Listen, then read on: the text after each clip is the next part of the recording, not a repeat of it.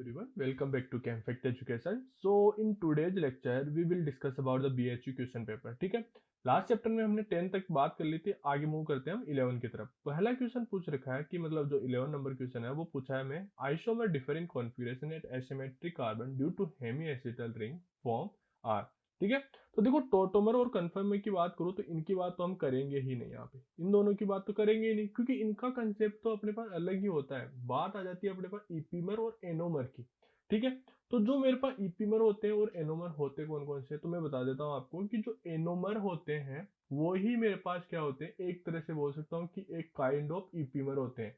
लेकिन लेकिन ध्यान रखना मेरे पास क्या होता है, जो एनोमर है उनको क्या है कि एक स्पेशल कैटेगरी में रखा गया है. और वो कैटेगरी मेरे पास क्या है कि यदि मेरे पास क्या है कि बोल सकता हूँ कि जो अपने पास कॉन्फ़िगरेशन चेंज हो रहा है, कॉन्फ़िगरेशन अपने पास चेंज हो रहा है, वो कहाँ पे चेंज हो, एसिटल या हेमी एसिटल कार्बन पे मेरे पास चेंज हो.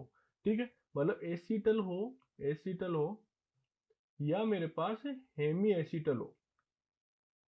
ठीक है, एसिटल या हेमी एसिटल पे मेरे पास चेंज हो रहा हो तो उसको क्या बोल देते हैं, हम एनोमर बोल देते हैं. ठीक है, इसीलिए मतलब बात तो ये है कि एनोमर जो पार्ट है वो ईपीमर का ही है, लेकिन जो एनोमर्स है उनको डिफरेंट कैटेगरी में रख दिया गया है कि इनको एक इस तरह से बोल सकते हैं कि एक स्पेशल कैटेगरी है कि जिसके अंदर मेरे पास क्या हो, जो एस मतलब जो एनो मतलब एसिटल और हेमी एसिटल पे कॉन्फ़िगरेशन चेंज हो तो उसको क्या बोलते हैं, हम एनोमर बोलते हैं. ठीक है, तो ये बात बोल सकते हैं हम यहाँ पे.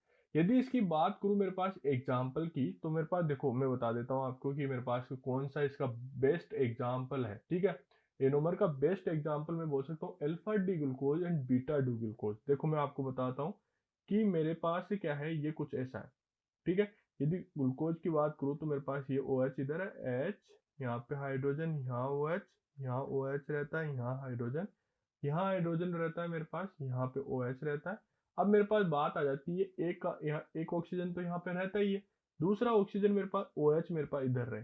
तो इस कार्बन से देखो कितने मतलब मेरे पे कितने ऑक्सीजन जुड़े हैं, एक तो ये ऑक्सीजन जुड़ा हुआ है, एक ये ऑक्सीजन जुड़ा हुआ है. ठीक है, तो ये ओ एच है और यहाँ पे ये क्या है, ओ यहाँ पे ओ आर है. ठीक है, तो देखो मैं आपको पहले ये बता देता हूँ कि यहाँ पे पहले इन दोनों की स्ट्रक्चर ड्रॉ कर लेते हैं हम. ठीक है, अल्फा की और बीटा की. तो मेरे पास ये क्या है कि CH2OH है, यहाँ पे H है, यहाँ पे मेरे पास OH है, यहाँ पे मेरे पास OH है, यहाँ हाइड्रोजन है, यहाँ फिर से H है, यहाँ OH है. और अब की बार मैं क्या करता हूँ कि OH को ऊपर लिख देता हूँ. ठीक है, ये मेरे पास कौन सी होगी, अल्फा डी ग्लूकोज हो गया मेरे पास, और ये यहाँ पे क्या हो गया, ये बीटा डी ग्लूकोज हो गया. ठीक है, अब मैं आपको पहले ये बता देता हूँ कि मेरे पास मतलब एसिटल और हेमी एसिटल किसको बोलते हैं यहाँ पे. ठीक है, यदि मेरे पास एक ही कार्बन पे मेरे पास दो मतलब एक OR ग्रुप हो और एक OH ग्रुप हो मेरे पास, तो इसको क्या बोलते हैं, हम यहाँ पे हेमी एसिटल बोलते हैं, हेमी एसिटल बोलते हैं. ठीक है, और यदि मेरे पास ये दोनों ही मतलब मेरे पास क्या हो, जैसे OR हो और OR हो, तो इसको क्या बोलते हैं हम, OR और OR को क्या बोलते हैं, हम एसिटल बोलते हैं. ठीक है, ये वाला मैं बोल सकता हूँ. तो इसके अंदर देखो यहाँ पे एक OH है और एक क्या है, OR है, मतलब जो बाकी रिंग को OR कंसिडर कर सकते हैं.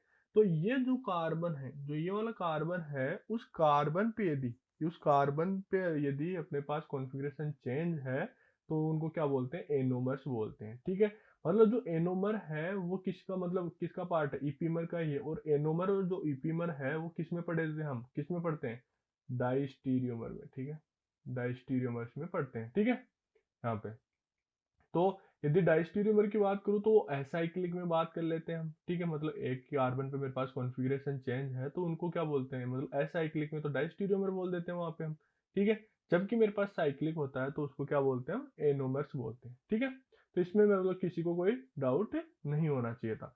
अभी अभी नेक्स्ट क्वेश्चन की तरफ मूव करते हैं. नेक्स्ट क्वेश्चन में हमें क्या पूछा है कि यहाँ पे दे रखा है sucrose is made up of unit each of. ठीक है, तो ये हमें क्या है, देखो डाइसेकेराइड है पहली बात तो. ठीक है, सुक्रोज अपने पास क्या है, डाइसेकेराइड है.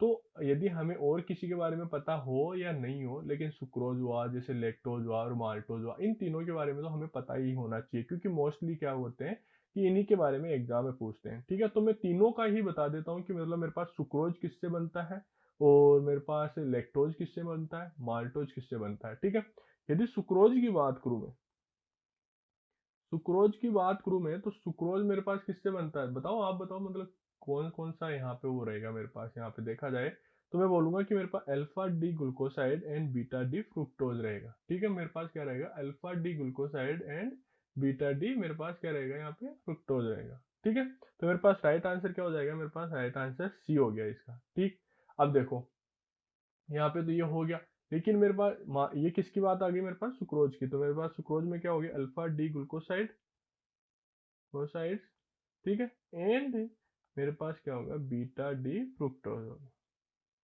फ्रुक्टोसाइड बोलते हैं। ठीक है, ये हो गया मेरे पास यहाँ पे। तो यदि मैं इसकी स्ट्रक्चर ड्रॉ करना चाहूँ, आपको कभी कभी क्या बोल सकता है, स्ट्रक्चर भी दे सकता है मेरे पास। तो देखो अभी हमने अल्फा ग्लूकोज की स्ट्रक्चर बनाई थी मैंने। ठीक है, तो यहाँ पे मेरे पास O था, यहाँ पे CH2OH था, यहाँ पे हाइड्रोजन था, यहाँ H था, यहाँ OH है, यहाँ OH है, यहाँ H है, यहाँ पे H है, यहाँ OH है। मेरे पास इतना तो मेरे को पता चल गया। अल्फा में मेरे पास क्या रहता है कि जो ऑक्सीजन है वो मेरे पास किधर रहता है, डाउन रहता है। क्या रहता है मेरे पास यहाँ पे, ऑक्सीजन डाउन रहता है। ठीक है, तो मेरे पास क्या रहेगा, यहाँ पे ऑक्सीजन आ गया यहाँ पे, और मेरे पास मैं बोल सकता हूँ कि अब मेरे पास क्या रहेगा यहाँ पे, इधर मेरे पास क्या रहेगा, ये 5 मेंबर की रिंग से अटैच हो जाएगा। ठीक है, मेरे पास क्या रहेगा, ये 5 मेंबर की रिंग से अटैच हो जाएगा। तो देखो यदि मैं इसको 5 मेंबर की रिंग बना दूं, तो मेरे पास देखो क्या बन जाएगा, यहाँ पे ये कुछ ऐसा अटैच रहेगा। यहाँ पे क्या रहेगा, ये एच रहेगा, और मैं बोल सकता हूँ यहाँ पे मेरे पास ओ है, यहाँ पे ओ रहेगा, यहाँ पे मेरे पास CH2OH रहता है। ठीक है, CH2OH हो गया मेरे पास, यहाँ मेरे पास H है, मेरे पास क्या है, H है, यहाँ मेरे पास OH है।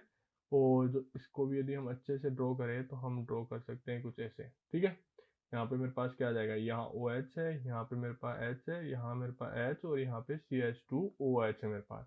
तो ये तो मेरे पास क्या हो गया, बीटा डी फ्रुक्टोज हो गया, और मेरे पास ये क्या हो गया, अल्फा डी ग्लूकोज हो गया। ठीक है, तो सुक्रोज तो मेरे इन दो यूनिट से बन के मिलके इन दोनों यूनिट से मिलके बना होता है। ठीक है, इसमें किसी को कोई डाउट नहीं होना चाहिए। यदि अब बात करें हम लेक्टोज की, किसकी बात करें हम, यहाँ पे लेक्टोज की बात कर लेते हैं हम। लेक्टोज किस किस से बन के किस किस से मिलके बनता है मेरे पास, तो मेरे पास ये बनता है कि वन मॉलिक्यूल ऑफ किसका बनता है, वन मॉलिक्यूल ऑफ ग्लूकोज होता है अपने पास, plus one molecule of galactose होता है। ठीक है, ये लैक्टोज की बात कर ले। अब ऐसे ही बात करें माल्टोज की, माल्टोज की भी बात कर लेते हैं हम यहाँ पे। तो माल्टोज की बात करें तो माल्टोज किससे बनता होता है, 2 यूनिट ऑफ ग्लूकोज। ठीक है, मतलब 2 यूनिट ग्लूकोज के मिलके मेरे पास माल्टोज बनता है मेरे पास। तो ये सब चीजें आपको याद होनी चाहिए, मतलब याद इन द सेंस पता होना चाहिए कि मेरे पास किससे क्या क्या बनता है, किससे क्या नहीं बनता है। ठीक है, अब ऐसे ही यदि आगे क्वेश्चन की तरफ मूव करें, तो आगे क्वेश्चन हमें दे रखा है कि मेरे पास क्या है, देखो how many molecule of periodic acid are use in oxidative glucose in convert into formic acid.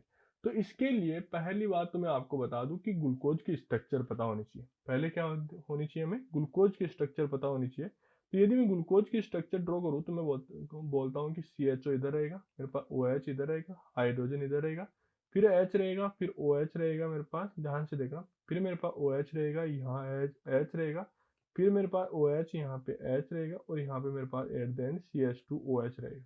ठीक है, तो मैं बता देता हूँ कि जो पर आयोडिक एसिड होता है, जैसे HiO4 की बात करते हैं हम, HiO4 की बात करते हैं यहाँ पे। ठीक है, तो ये किस किस को क्रिएट करता है पता है आपको, ये करता है मेरे पास अल्फा हाइड्रोक्सी, मेरे पास यदि कीटोन हो, जैसे फॉर एग्जांपल मेरे पास कुछ ऐसा सिस्टम हो, उसको मेरे पास क्या करता है, मेरे पास यहाँ पे ये कोई R है, यहाँ पे कोई R है। ठीक है, तो मेरे पास इसको करता है, पहला तो ये बोल सकते हैं।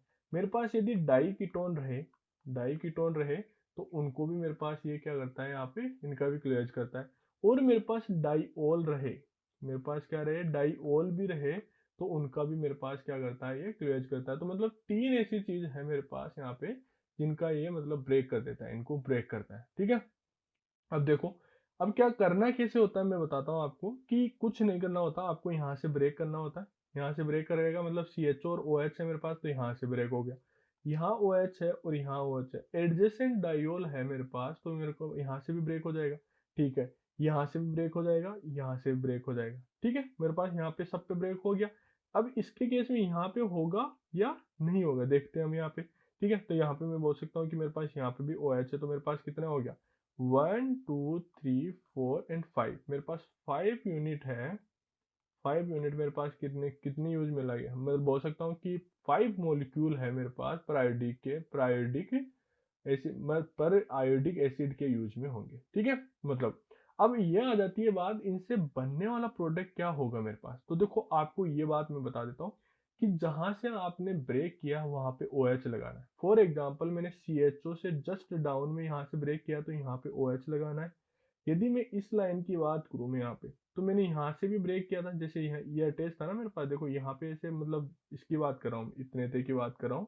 ठीक है, तो यहाँ पे देखो मेरे पास यहाँ से ब्रेक किया था मैंने, तो आपको कुछ नहीं, यहाँ पे भी क्या करना है आपको, यहाँ ओ OH लगाना है, यहाँ पे भी आपको क्या करना है, ओ OH लगाना है। यहाँ पे ओ OH लग गया, यहाँ पे H लग गया। अब क्या होगा, यहाँ से मेरे पास यहाँ से क्या निकल जाएगा, वाटर निकल जाएगा, तो मेरे पास क्या बन जाएगा, HCOOH बन गया। ठीक है, यहाँ पे ये बन गया। ऐसे ही यदि मैं नेक्स्ट की बात करूँ तो नेक्स्ट में मेरे पास क्या हो जाएगा, वो ही फॉर्म हो जाएगा। तो सेम ऐसे ही मेरे पास फॉर्म होते जाएंगे, क्या बन जाएगा, फॉर्मिक एसिड बनता जाएगा मेरे पास। क्या बनता जाएगा यहाँ पे, फॉर्मिक एसिड, फॉर्मिक एसिड बनता जाएगा। ठीक है, यहाँ पे ये हम बात कर सकते हैं। अपने पास कितने 5 यूनिट, आई थिंक कितने बन जाएगी, 5 यूनिट। देखो ये मेरे पास जो पहला वाला है उसमें मेरे पास क्या बना है यहाँ पे मतलब मैं बोल सकता हूँ कि मेरे पास बोल सकता हूँ C डबल बॉन्ड OH है और OH है मेरे पास, सेम 1 यूनिट, तो ये बन गई। फिर यहाँ से बना तो भी अपने पास वही बना, फिर यहाँ से बना तो वो बना अपने पास, यहाँ से भी वही बना। यहाँ से ब्रेक किया तो मेरे पास देखो यहाँ पे क्या हो गया, CH2OH है मेरे पास यहाँ पे, और एक OH फिर से मैंने ऊपर की तरफ लगा दिया जहाँ से वहां से ब्रेक हुआ था वहां पे। ठीक है, यहाँ से मैंने क्या किया, यहाँ पे भी ओ OH लगा दिया, तो यहाँ पे मेरे पास क्या होगा कि ये वाटर मॉलिक्यूल निकल जाए मेरे पास, तो मेरे पास क्या बन जाएगा, फॉर्मेल्डिहाइड बन जाएगा। C डबल बॉन्ड OH बन गया इधर, और यहाँ पे मेरे पास क्या हो जाएगा, यहाँ पे मेरे पास क्या हो जाएगा, ये वाला बन जाएगा। ठीक है, फॉर्मेल्डिहाइड बन गया मेरे पास। तो ये आपको पता होना चाहिए कि मेरे पास क्या है बन रहा है, क्या नहीं बन रहा है। ठीक है, ऐसे ही यदि मैं नेक्स्ट क्वेश्चन की बात करूँ, मैं यहाँ पे मेरे पास क्या बोल सकता हूँ कि मेरे पास -H2 निकला, तो मेरे पास ये बन गया।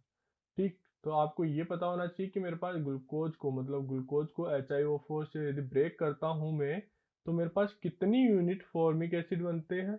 ठीक है, मतलब कितनी यूनिट मेरे पास फॉर्मिक एसिड बनती है और कितनी यूनिट मेरे पास फॉर्मेल्डिहाइड बनती है। ठीक है, तो ये आपको पता होनी चाहिए। अब ऐसे ही यदि हम नेक्स्ट क्वेश्चन की बात करें, तो देखो नेक्स्ट क्वेश्चन में मेरे पास क्या दे रखा है वो देख लेते हैं हम यहाँ पे। नेक्स्ट क्वेश्चन में दे रखा है, fructose in laboratory but it is written in D fructose, the D indicates. तो पहले आपको फ्रुक्टोज की स्ट्रक्चर पता होनी चाहिए। क्या होना चाहिए आपको, फ्रुक्टोज की स्ट्रक्चर पता होनी चाहिए। तो मैं फ्रुक्टोज की स्ट्रक्चर ड्रॉ करता हूँ आपको। आपके पास CH2 है, OH है मेरे पास, C डबल बॉन्ड O है, यहाँ पे मेरे पास क्या है, यहाँ पे कुछ नहीं है, यहाँ पे अपने पास डाउन में मेरे पास क्या है, इधर कुछ यदि ऐसे लिखे इसको H ये है, OH मेरे पास ये है। ठीक है, यहाँ पे OH है मेरे पास, यहाँ मेरे पास H है, और उसके बाद में मेरे पास फिर से OH है, यहाँ H है, और यहाँ पे CH2OH है। अब देखो जो D और L है वो कौन से वाले हाइड्रोक्सी ग्रुप के अकॉर्डिंग यहाँ पे डिसाइड होता है। तो जो अपने पास जो अपने पास फंक्शनल ग्रुप होता है, जैसे C डबल बॉन्ड O इसके अंदर है, मतलब कीटोन इसमें है, और जैसे यदि हम ग्लूकोज की बात करें तो वहाँ एल्डिहाइड होता है अपने पास। ठीक है, तो इस ग्रुप से जो फर्दरेस्ट OH होता है, जो फर्दरेस्ट OH होता है, मतलब जो सबसे फार OH होता है, उसी के बेस पे हम यहाँ पे क्या बोलते हैं कि बोल सकते हैं, मेरे पास क्या बोल सकते हैं, मतलब D और L को यहाँ पे डिफाइन करते हैं। ठीक, और जो ये वाला जो D और L है, वो जो ये वाला जो मतलब इस कार्बन पे जो D और L है, तो यदि मैं इसको ब्रेक करके ऐसे लिख दूं, सपोज करो मैंने OH यहाँ पे लिखा, H यहाँ लिखा, और CHO और CH2OH लिखूं मैं इसको, तो इसको क्या बोलते हैं हम यहाँ पे, यदि इसकी बात करें तो इसको डी ग्लिसरॉल्डिहाइड बोलते हैं हम। क्या बोलते हैं हम इसको, डी ग्लिसरॉल्डिहाइड बोलते हैं। ठीक है, तो जितने भी जो नाम है, मतलब जो स्टार्टिंग में D और L जो स्टार्ट नाम हुआ था वो इसी से हुआ था, तो ये यदि मेरे पास राइट साइड में है, यदि मेरे पास क्या है, राइट साइड में है, तो मेरे पास क्या होगा, यहाँ पे D होगा। यहाँ पे क्या होगा, ये वाला D नहीं होता, ये वाला D होता है। ठीक है, मेरे पास क्या होगा, ये वाला D रहेगा। और यदि ये ही मेरे पास क्या रहे, मतलब इधर रहे, मतलब लेफ्ट साइड रहे, और CHO मेरे पास इधर है, CH2OH मेरे पास इधर है, तो इसको बोलते हैं हम एल बोलते हैं। अब तो देखो जो ये वाला रिलेशन है, तो इस वाला रिलेशन किससे को रिलेट कर सकते हैं हम, डिग्लिसरैल्डिहाइड से रिलेट कर सकते हैं। तो जो इसका राइट आंसर है वो मेरे पास क्या आ गया, राइट आंसर है बी, राइट आंसर आ गया। ठीक है, और लास्ट वाले का आंसर बताया या नहीं बताया हमने, लास्ट वाले का आंसर अपने पास कितना आ गया था, 5 आंसर आ गया था। ठीक है, ये बात हमने यहाँ पे कर ली। ठीक है, तो अब देखो और आगे हम मूव करते हैं, हम यहाँ पे यदि आगे मूव करें हम, तो देखो क्या होता है, क्या बनता है, क्या नहीं बनता है मेरे पास, वो देख लेते हैं हम। यहाँ पे हमें क्वेश्चन क्या दे रखा है, पहले तो वो जानना जरूरी है हमें। तो हमें पूछा है कि which conformation of cyclohexane is least stable. तो देखो ये सबसे इजीएस्ट क्वेश्चन बोल सकते हैं हम इसको, और वो इजीएस्ट क्यों बोल रहे हैं हम, ये भी मैं बता देता हूँ आपको, क्यों है, क्या रीजन क्या है, क्या नहीं है। ठीक है, तो अब देखो मेरे पास क्या है कि chair, half chair, twist boat और बोट, मतलब साइक्लोहेक्सेन की जितनी भी मेरे पास कॉन्फ़िगरेशन थी उनको मेरे को यहाँ पे दे रखा है। यदि एनर्जी डायग्राम के अकॉर्डिंग हम इनको यहाँ पे ड्रॉ करें एक बार के लिए, तो मेरे को सर मेरे को ये तो नहीं पता कि ये क्या है, लेकिन मेरे को ये वाला मतलब बोल सकते हैं ये डायग्राम याद है मेरे को। तो देखो मेरे पास यहाँ पे तो क्या रहता है, यहाँ पे चेयर फॉर्म रहती है, यहाँ पे क्या रहती है, यहाँ पे चेयर फॉर्म रहती है मेरे पास। ठीक है, तो ये मेरे पास मैंने चेयर फॉर्म ड्रॉ कर दी। ठीक है, अब मेरे पास यहाँ पे क्या रहेगा, मेरे पास देखो चेयर से किस में, मतलब चेयर से यदि बोट दो अपने पास क्या होते हैं, सबसे मेन तो अपने पास क्या होते हैं, दो ही होते हैं। ठीक है, चेयर और बोट फॉर्म होते हैं। अब चेयर से बोट फॉर्म में जाने के लिए मेरे पास क्या है, चेयर से, ध्यान देना मैं क्या बोलना चाह रहा हूँ वो समझना जरूरी है आपको कि भाई मैं बोलना क्या चाह रहा हूँ। ठीक है, बाकी बातें सब बात की है, लेकिन देखो चेयर से यदि मैं बोट में जाऊं तो मेरे को पहले किससे गुजरना पड़ेगा, हाफ चेयर से गुजरना पड़ेगा। ठीक है, हाफ चेयर से गुजरना पड़ेगा। ठीक है, अब हाफ चेयर के बाद में यदि मैं बोट में चेंज होना चाहूँ तो पहले मेरे को जो ट्विस्ट बोट है उसमें चेंज होना पड़ेगा मेरे को पास, ट्विस्ट बोट में चेंज, क्योंकि अपने पास क्या होगा, फुल तो नहीं हो सकता ना, मतलब डायरेक्टली तो बोट में तो चेंज नहीं होंगे, स्टेप बाय स्टेप मूव करेंगे। तो चेयर से पहले हाफ चेयर में जाएंगे, अब हाफ चेयर से फिर हम किस में जाएंगे, ट्विस्ट बोट में जाएंगे, और फिर हम किस में जाएंगे, यहाँ पे बोट में जाएंगे। ठीक है, अब वापस बोट से गए तो फिर से इधर क्या आ जाएगा, ट्विस्ट बोट आ जाएगा, फिर से यहाँ पे ट्विस्ट बोट आ गया, यहाँ पे मेरे पास क्या आ जाएगा, हाफ चेयर आ गया, और मेरे पास यहाँ पे क्या हो गया, ये चेयर कॉन्फ़िगरेशन हो गया। ठीक है, और यहाँ पे मेरे पास क्या है, ये एनर्जी है, यहाँ पे मेरे पास क्या है, और एनर्जी है। ठीक है, और यहाँ पे मेरे पास क्या रहते हैं, यहाँ पे थीटा रहता है। ठीक है, अब देखो इनकी एनर्जी की बात करूं तो जो हाफ चेयर की एनर्जी है, जो हाफ चेयर की एनर्जी है वो मेरे पास नियरली, मतलब बोल सकता हूँ 10 से लेके 10.8 के बीच में यहाँ पे लिखते हैं इसको। ठीक है, किलो कैलोरी पर मोल, किलो कैलोरी पर मोल। ठीक है, यहाँ पे मतलब कई कई बुक्स यहाँ पे 10 लिखती है, कई कई बुक्स अपने पास एग्जैक्ट डेटा देती है 10.8 देती है, लेकिन आप अप्रोक्सीमेटली यहाँ पे याद रख सकते हो, मतलब 10 बोल सकते हो आप। ठीक है, अब यहाँ पे जो रेफरेंस लिया गया है वो 10 का, वो किससे लिया गया है, यहाँ पे चेयर फोन को कितना दिया गया है, 0 दिया गया है सब। फिर उसके बाद की बात करें तो अपने पास बोट की है, वो कितने रहती है, मेरे पास 7.0 रहती है, और इसकी मेरे पास कितनी रहती है, 5.5 रहती है। ठीक है, तो ये मेरे पास यहाँ पे बेसिक सा आइडिया है। तो अब मैं यहाँ पे इनको, यदि यहाँ पे इनको सेट करूँ तो मैं बोल सकता हूँ कि हाफ चेयर की एनर्जी मेरे पास सबसे ज्यादा है, तो इसका राइट आंसर क्या हो जाएगा, बी राइट आंसर हो जाएगा। तो सबसे इजी इसीलिए मैं बोल रहा था क्योंकि हमें एक डायग्राम ड्रॉ करना था, उसके अकॉर्डिंग अपने पास क्या आ रहा था, यहाँ पे प्रोडक्ट फॉर्म हो रहा था। अब देखो पूछा गया cyclization reaction of aliphatic dicarboxylic ester with annuity is shown as. देखो आपको यदि डाइकार्बोक्सिलिक एस्टर दे दिया और एन्युइटी दे दिया तो आपको ऐसे मतलब बोल सकता हूँ कि मेरे पास रिएक्शन कौन सी हो जाएगी, कंडेंसेशन रिएक्शन हो जाएगी। अब देखो वो डिपेंड करता है कि तुम्हारे एल्डोल के लिए अब मेरे पास क्या होता है, C डबल बॉन्ड OH होता है, कीटोन एल्डिहाइड, इनकी बात करते हैं वहां पे। अब जब एस्टर की बात आ गई, जैसे डाइकार्बोक्सिलिक एस्टर की बात आ गई, तो अच्छे से पढ़ाया गया है आपको कि मेरे पास कौन सी रिएक्शन होती है, डिकमेन कंडेंसेशन रिएक्शन होती है। ठीक है, अब और मतलब जो जो बाकी साइड में जितने भी ऑप्शन दे रखे हैं वो कभी मैच ही नहीं करते। देखो अभी मैं आपको एक्सप्लेन करूंगा। जैसे मेरे पास डिकमेन कंडेंसेशन की बात करूँ तो डिकमेन में मेरे पास देखो, सपोज करो, ध्यान देना मैं क्या बोलना चाह रहा हूँ वो भी देखना कि मतलब यहाँ पे सभी को डिस्कस करेंगे। तो डिकमेन में मेरे पास क्या होता है कि ये C डबल बॉन्ड O इधर ले लिया मैंने, यहाँ पे देखो मैं ऐसा ले लेता हूँ जिससे हम प्रोडक्ट ड्रॉ कर सके यहाँ पे। ये मेरे पास एक एस्टर हो गया, और मेरे को पूछा गया है कितना, डाई एस्टर की बात कर रहा है मेरे पास, ये OR हो गया। अब मेरे पास क्या होगा, बेस आएगा, यहाँ से हाइड्रोजन अपस्टेट करेगा, और ये मेरे पास क्या होगा, इनोलेट बना लेगा। क्या होगा मेरे पास, इनोलेट बना लेगा। मैं आपको मैकेनिज्म भी लिख के बता देता हूँ कि मेरे पास ये डिकमेन में मतलब किसकी बात करते हैं। ये O माइनस हो जाता है इधर, ये OR हो जाता है, ये इधर मूव करेगा मेरे पास, ये वापस से इधर अटैक करेगा, ठीक है, और मेरे पास इधर इसको ओपन कर देगा, ठीक है। तो देखो मेरे पास क्या होगा, ओ तो ये मेरे पास कितने मेंबर की, 5 मेंबर की रिंग फॉर्म हो गई। ये O माइनस है, यहाँ पे OR है मेरे पास, C डबल बॉन्ड O है, OR है मेरे पास। यदि हम क्या करें, अब इसको एक्टिवेट करवा दें, मतलब H प्लस डाल दें यहाँ पे एक बार के लिए, H प्लस डालते ही मेरे पास क्या होगा, यहाँ पे ये 5 मेंबर की रिंग तो है ही मेरे पास, यहाँ पे मेरे पास 5 मेंबर की रिंग है, यहाँ पे OR था, यहाँ OH फॉर्म हो गया मेरे पास, यहाँ C डबल बॉन्ड OR है, ठीक है। अब मेरे पास क्या होगा, ये प्रोटोनेट हो जाएगा, यहाँ से मेरे पास क्या होगा, ये इधर मूव करेगा, इसको लिविंग ग्रुप की तरह निकाल देगा मेरे पास, तो मेरे पास ये वाला कुछ फॉर्म हो गया, ठीक है, C डबल बॉन्ड O, और यहाँ पे OR हो गया, ठीक है। ये वाला मेरे पास प्रोडक्ट फॉर्म हो गया। क्या दिक्कत थी, क्या थी इसमें, मेरे को तो ये समझ में नहीं आया। तो देखो इतना इजी क्वेश्चन था, मतलब हद से ज्यादा इजी क्वेश्चन था। तो इसके अंदर देखो, जो अब मैं एक चीज और बता देता हूँ, जो डिकमेन होता है उसमें यहाँ पे जो हाइड्रोजन रहता है और अपने पास OET क्या रहता है, एक्सेस में रहता है, इसको पहले एब्स्ट्रैक्ट करता है ये। तो मेरे पास क्या हो जाता है कि यहाँ से जैसे ही यहाँ पे एब्स्ट्रैक्ट करा इसने, तो C double one O OR रहता है मेरे पास, और यहाँ पे मेरे पास ये रहता है, ये नेगेटिव बना, यहाँ से ये मतलब नेगेटिव इधर रेजोनेंस करेगा, और जो ये ऑक्सीजन पे जो हाइड्रोजन, मतलब जो ऑक्सीजन पे नेगेटिव आएगा, वो हाइड्रोजन को एब्स्ट्रैक्ट करके फिर मेरे पास प्रोटोनेट होता है। तो वो कोई बात नहीं है, वो अभी हम यहाँ पे रिएक्शन मैकेनिज्म की अच्छे से वो बात नहीं कर रहे, बस ये जस्ट ड्रॉ कर रहे हैं कि मेरे पास कुछ ऐसा फॉर्म हो जाता है। अब ये किस में चेंज हो जाएगा मेरे पास, कीटोइनॉल फॉर्म में चेंज हो जाएगा मेरे पास। तो कीटोइनॉल फॉर्म में मेरे पास चेंज हुआ, तो मेरे पास फाइनल प्रोडक्ट यही हो जाता है। अब मैंने यहाँ पे ये वाला मतलब ये वाली स्टेप आपको एक्स्ट्रा क्यों बताई है, वो मैंने आपको रिकॉर्ड करके बता रखा है, जब वीडियो रिकॉर्डिंग कर डाल रखी है, मतलब रिकॉर्डेड लेक्चर में आपको सारा बताया कि मेरे पास नेगेटिव फॉर्म होने से मेरे पास क्या होता है, और नहीं होने से मेरे पास क्या होता है, ठीक है। अब जो बाकी ऑप्शन है उनको भी देख लेते हैं मेरे पास, ठीक है।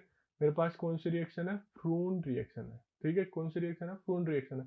इससे इजी तो मेरे पास कोई, मतलब जो 11th 12th की बातें कर रहा है यहाँ पे, ये 11th 12th की बातें कर रहा है मेरे पास। क्या होता है इसके अंदर मेरे पास, कोई मतलब डाई हेलो की, मतलब डाई हेलोजन होते हैं, मतलब ठीक है, डाई मतलब बोल सकते हैं मेरे पास क्या हो गया, ये क्या है, डाई डाई हेलोजन कंपाउंड है मेरे पास, और ये इन द प्रेजेंस ऑफ हीट मेरे पास क्या दे देंगे, देखो अच्छे से देखना प्रोडक्ट क्या बन रहा है मेरे पास, 2Na है मेरे पास, क्या है 2Na दे देता है, प्लस 2Na है, और हीट दे देता है मेरे पास, तो मेरे पास क्या साइक्लिक प्रोडक्ट फॉर्म हो जाता है, प्लस 2NaCl फॉर्म हो जाएगा मेरे पास, ठीक है। तो ये मेरे पास 11th 12th में पढ़ते हैं ये वाली रिएक्शन। अब मेरे पास है सेमन स्मिथ की बात करें, अब ये तो भाई इससे इजी तो कुछ हो ही नहीं सकता मेरे पास, आपको भी पता है इसके अंदर प्रोडक्ट क्या बनता है क्या नहीं बनता। यदि इसके प्रोडक्ट की बात करूं मैं, तो मैं यहाँ पे लिख देता हूँ, सी की बात कर रहे हैं यहाँ पे, ठीक है। सी में मेरे पास क्या होता है कि कोई यहाँ पे एल्किन रहेगी, और मेरे को यहाँ पे CH2I2 लेते हैं, यहाँ पे हम ZnCO बन गया अपना पास, यहाँ पे कार्बन बनता है E2E2O की बात करें, तो मेरे पास ये यहाँ पे इंसर्ट हो जाती है, क्या हो जाती है यहाँ पे, ये इंसर्ट हो जाती है यहाँ पे डबल बॉन्ड के अंदर। तो मेरे पास मैं बोल सकता हूँ कि जिस स्टीरियो केमिस्ट्री अभी मैं ऐसे रख देता हूँ एक बार के लिए, यहाँ पे डिपेंड करता है कि स्टीरियो केमिस्ट्री क्या होगी, और वो भी हमने यहाँ पे एक्सप्लेन कर रखा है, ठीक है। आप यहाँ पे ऐप पे जाके यहाँ पे देख सकते हो। तो मेरे पास ये वाला फाइनल प्रोडक्ट बनता है, ये किस में बनता है, सेमन स्मिथ में बनता है, मतलब सी में। यदि डी की बात करूँ, तो डी मेरे पास कौन सी रिएक्शन है, देखो क्या रिएक्शन है मेरे पास, थोरपे जिगलर रिएक्शन, ठीक है, थोरपे जिगलर रिएक्शन है, मतलब THOR थोरपे जिगलर रिएक्शन है, ठीक है, जिगलर रिएक्शन है मेरे पास। इसके अंदर तो बहुत, ये तो अलग ही है, मतलब कुछ ऐसे बोल सकते हैं, इसका तो कोई मतलब मैच ही नहीं करता। यदि इसके स्टार्टिंग मटेरियल की बात करते हैं, तो मेरे पास कुछ ऐसा होता है, यहाँ पे ये कुछ यहाँ पे ऐसा ही होता है ना, हाँ।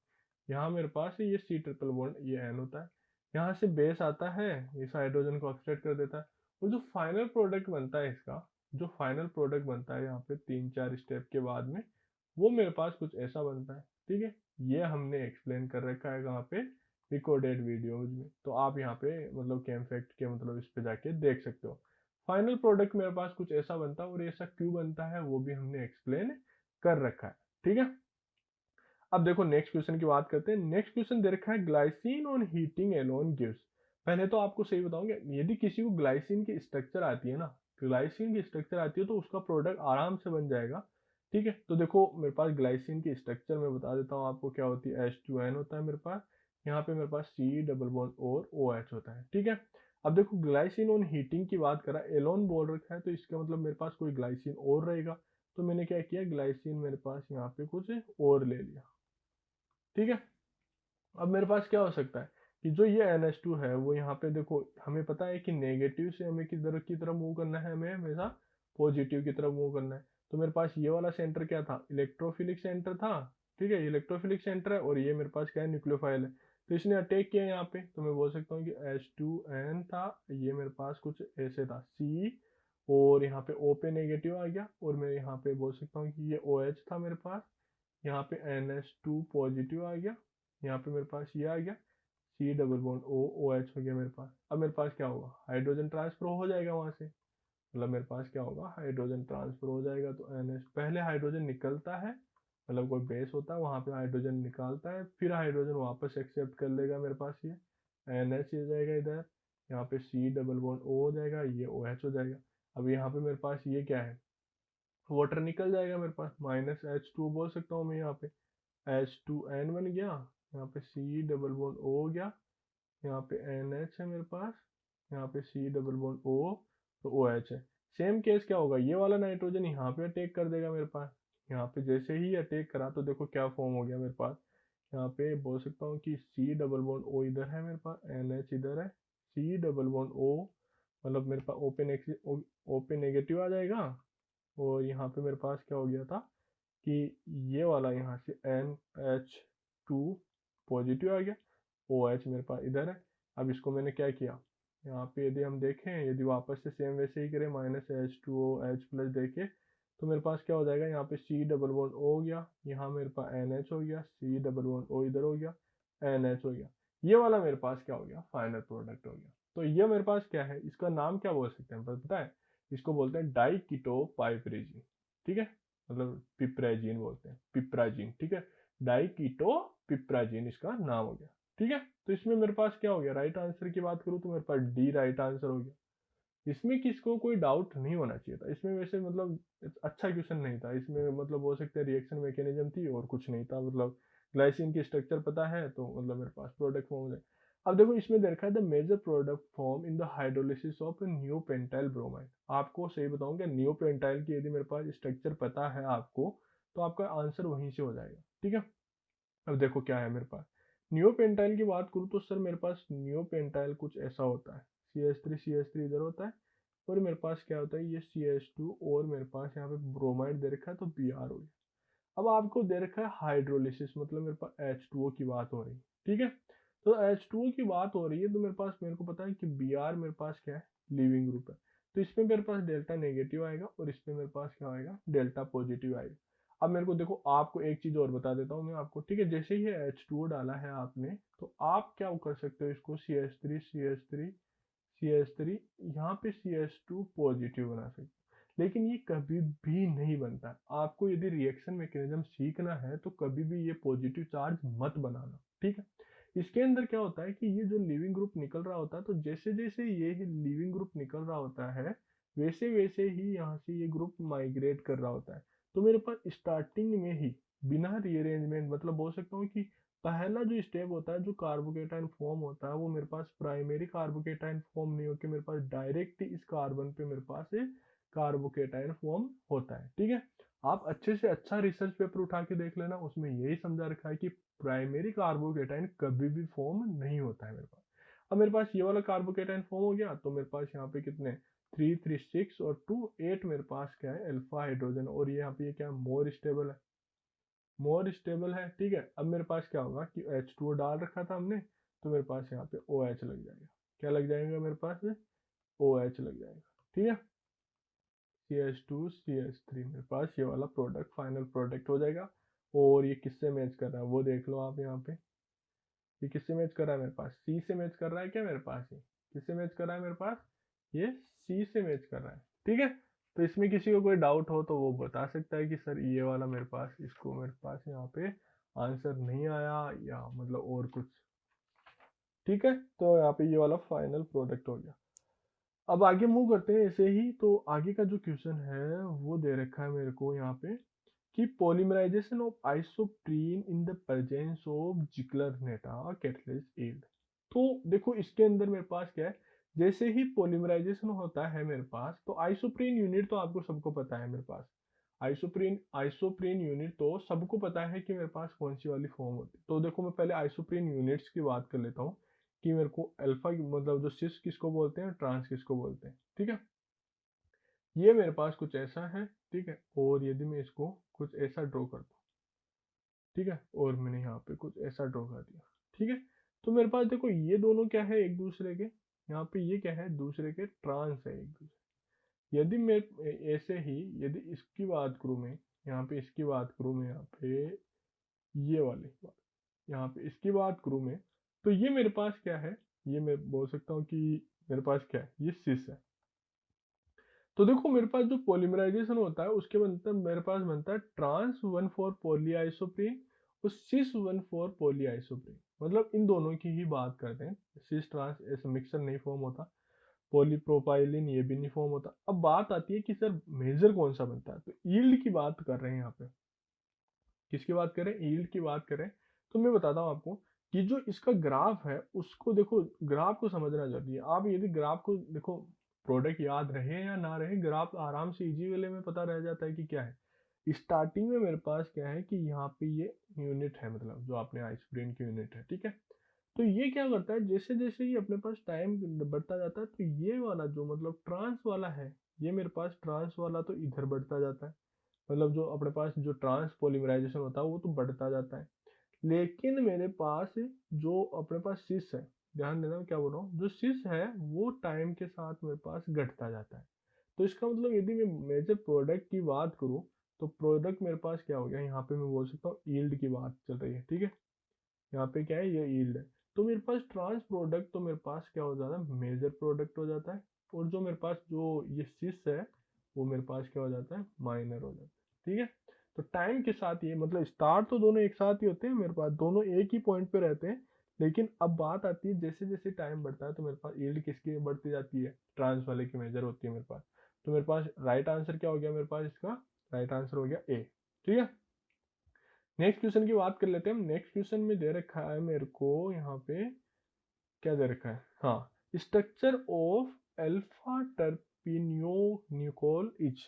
ठीक है, तो देखो इसके अंदर मैं आपको बता देता हूँ पहले क्या है मेरे पास क्या नहीं है। आपको ये मतलब बोल सकता हूँ एक तरह से याद करने वाला पेपर आया था, सही बताऊं तो, और कुछ भी नहीं था इसके अंदर याद करने वाला, मतलब यहाँ पे सिलसिला चल रहा था। तो मैं आपको सभी की स्ट्रक्चर बता देता हूँ कि अल्फा कौन सा होता है, बीटा कौन सा होता है, तो इन फ्यूचर भी यदि आपको किसी को कोई डाउट रहे। तो देखो मेरे पास जो अल्फा की बात करूँ मैं, तो अल्फा की स्ट्रक्चर मेरे पास क्या होती है, कुछ ऐसे होती है। ध्यान देना मैं क्या लिख रहा हूँ यहाँ पे, ये मेरे पास अल्फा होती है। ठीक है, अल्फा टर्पिनियोल। ठीक है, यदि मैं ऐसे ही बात करूं किसकी, यहाँ पे बीटा की बात करूं, तो बीटा में जो हाइड जो ये डबल बॉन्ड है वो मेरे पास, जो डबल बॉन्ड है वो कुछ ऐसा रहता है। यहाँ पे कुछ ऐसा यूनिट रहती है, यहाँ पे ये कौन सा है, बीटा होता है मेरे पास। ऐसे ही यदि मैं गामा की बात करूँ मैं, तो मेरे पास गामा में मेरे पास देखो क्या होगा। ये मैंने लेक्चर में समझा रखा है कि मतलब जो लेक्चर रिकॉर्डेड है जो रिसेंटली अभी किया है, उसके अंदर मैंने ये समझा है कि मेरे पास अल्फा बीटा और गामा किसके बेस पे है। ये मेरे पास क्या हो गया, ये गामा हो गया। मतलब मैंने क्या किया है, यहाँ पे डबल बॉन्ड को यहाँ पे चेंज करके देखा है। अब मेरे पास डेल्टा की भी बात कर लूँ, मेरे पास डेल्टा कौन सा होता है, तो डेल्टा मेरे पास ये वाला होता है। मतलब क्या हो गया, ये देखो सबकी मतलब जो मतलब जो केमिकल फॉर्मूला है वो सबका इक्वल है। इक्वल है ना, हाँ राइट, इक्वल ही है।